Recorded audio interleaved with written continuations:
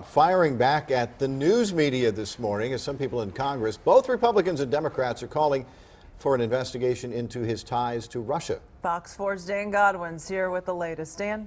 And Lauren, a reminder this morning from the president that the White House is growing increasingly frustrated with leaks to news media regarding security and intelligence information.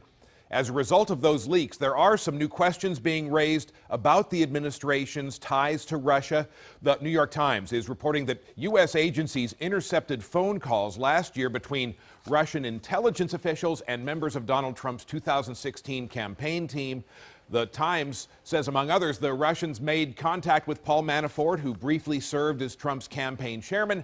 Manafort resigned in August after it came out that his consulting firm was lobbying for Ukraine's former pro-Russian governing party. The anonymous intelligence officials would not identify other Trump associates, but said they found no evidence that the Trump campaign was working with Russia on influencing the American election.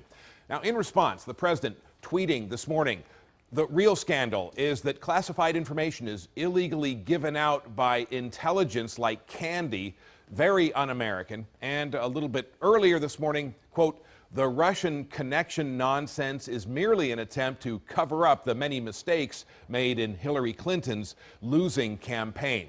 Meanwhile, the White House is confirming that President Trump knew for weeks that National Security Advisor Michael Flynn lied to the vice president about his contacts with Russia, but the president didn't immediately force Flynn out.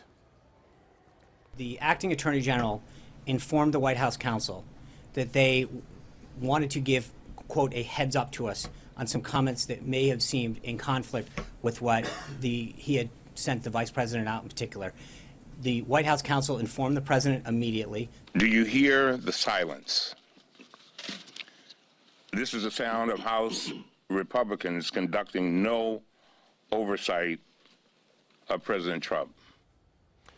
National Security Advisor Michael Flynn resigning late Monday night. Now, Democrats and some Senate Republicans calling for a congressional investigation about links between the new administration and the Kremlin. All of this as the White House is facing a number of pressing foreign policy challenges. President Trump will meet later today at the White House with Israeli Prime Minister Benjamin Netanyahu.